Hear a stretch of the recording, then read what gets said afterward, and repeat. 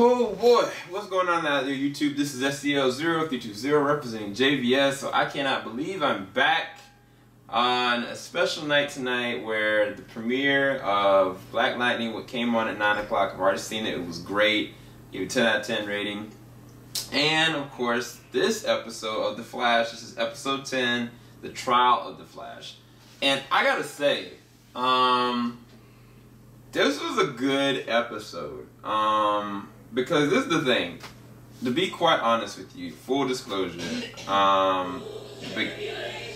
the beginning the beginning of the season, I don't know what's going on. The beginning of the season, I legit was kind of feeling like, you know, it's either a make or break kind of season. Like, I felt like the tone was shifting. The end of the last season I kind of didn't really like. And then the beginning of this, I was like, why is it so happy? Why is all these things happening so nicely? You know, why you got an elongated man? Why is Wally leaving?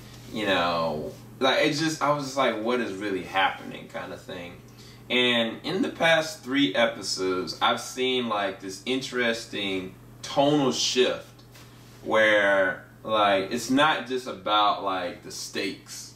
It's about the emotional turmoil of what's really happening. Like, and I think that the reality is this episode showcased something that I didn't think that the show was going to continue to do anymore, was give real emotional weight without killing somebody, without like the death of a random person, like showing like, okay, these are the consequences to an action that you're deciding.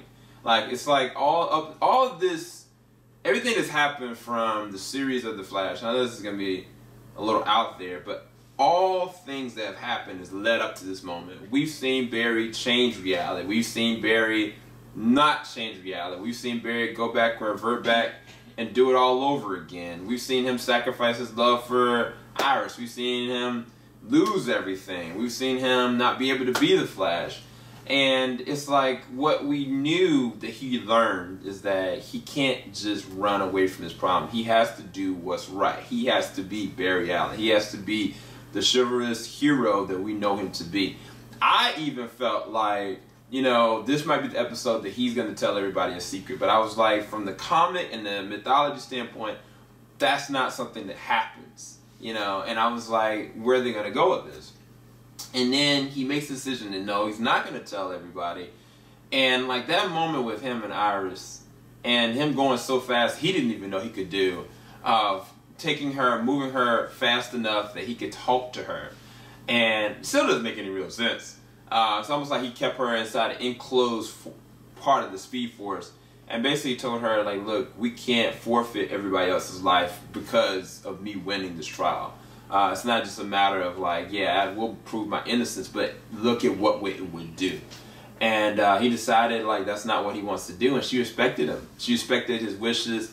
And that's one thing, even with her, she's learned to not just go and do this on her own or sacrifice herself on her own. Like, she's learned to really, truly get behind her husband, whatever that takes, whatever that means.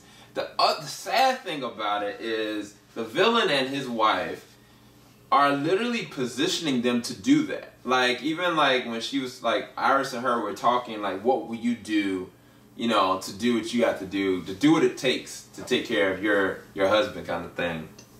The only thing that I didn't understand about this episode is like, it positioned them for Flash to give up his true identity, but then like the man came back and was like, it was a 12% chance you could have done that anyway, it wouldn't have mattered, you know, kind of thing. So it's like, what was the point of all of that?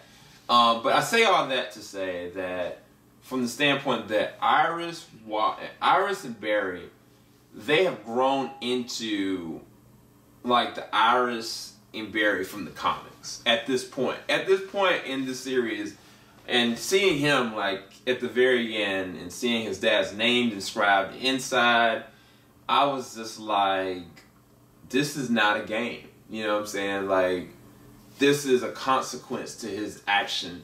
Regardless if it's merited or right, like, he is making a real sacrifice. And yes, he sacrificed himself going to the Speed Force. He sacrificed, like, his family before. He sacrificed, like, his love for Iris before.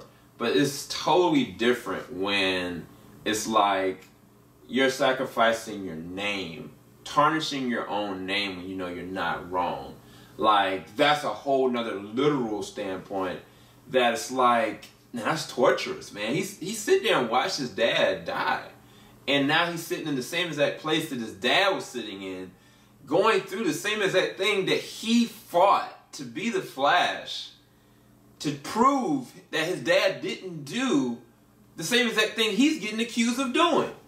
Like, that, you know what I'm saying? Like, that's emotional weight and torturous. Even, like, I was surprised I liked Elongated Man in this episode. Him sitting there spitting that, you know, that good stuff to Joe. Like, Joe was about to sit there and do some craziness.